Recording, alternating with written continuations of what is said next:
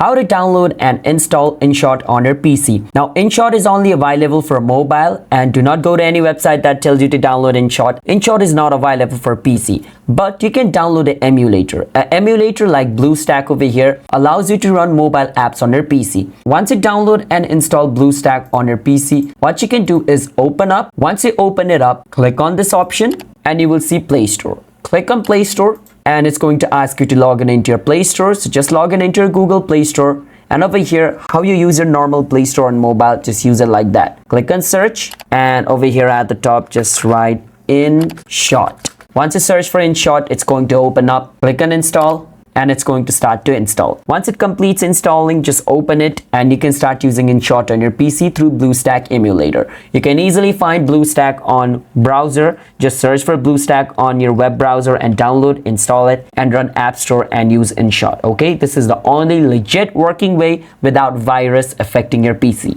Hope you understand. Subscribe to our channel.